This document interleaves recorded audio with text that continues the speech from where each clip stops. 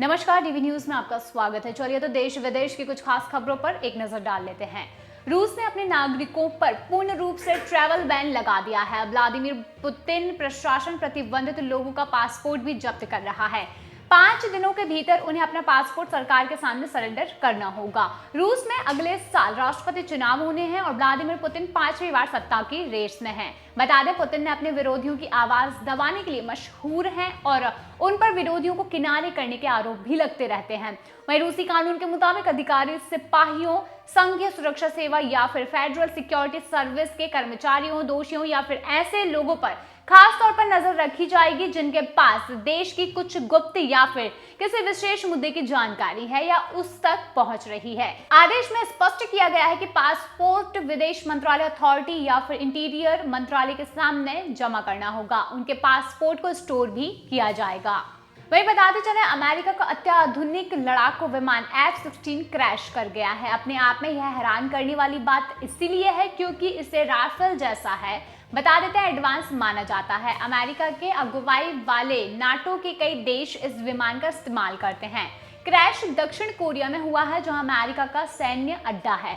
बताया गया है कि विमान ट्रेनिंग पर था जब यह हादसा हुआ। अमेरिकी मीडिया रिपोर्ट्स के मुताबिक F-16 लड़ाकू विमान दक्षिण कोरिया के गुनसान में अमेरिकी सैन्य अड्डा के पास था जब क्रैश हुआ। बता दें, दक्षिण कोरियाई रक्षा मंत्रालय ने फिलहाल इस बारे में कोई भी टिप्पणी नहीं की है। वहीं अमेरिकी रक्षा मंत्रालय ने इस बारे में कोई भी स्पष्ट जानकारी भी साझा नहीं की है। इसके साथ ही ब्रिटेन के देशी प्रधानमंत्री ऋषि सुनक के सामने कई तरह की मुश्किलें खड़ी हो गई हैं।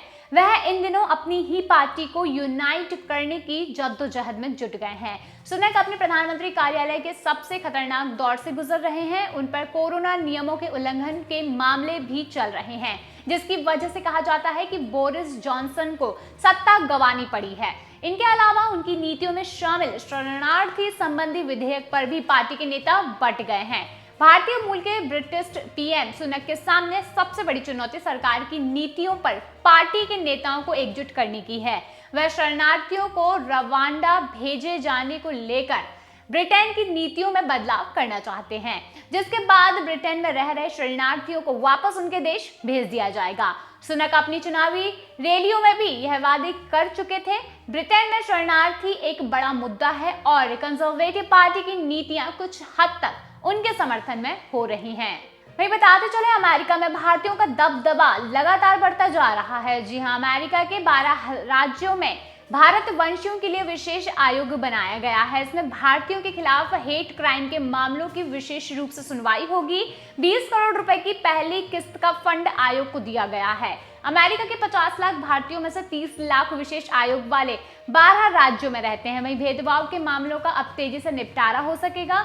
न्यूयॉर्क समेत कैलिफोर्निया, मैरीलैंड और मिशिगन जैसे राज्यों में बनाए गए विशेष आयोग को उच्च अधिकार प्रदान किए गए हैं। इन आयोगों को न्यायिक शक्तियां भी दी गई हैं। वहीं आयोग भारतीयों की सुरक्षा के मुद्दे के साथ साथ सांस्कृतिक हितों का भी ध्यान रखेगा।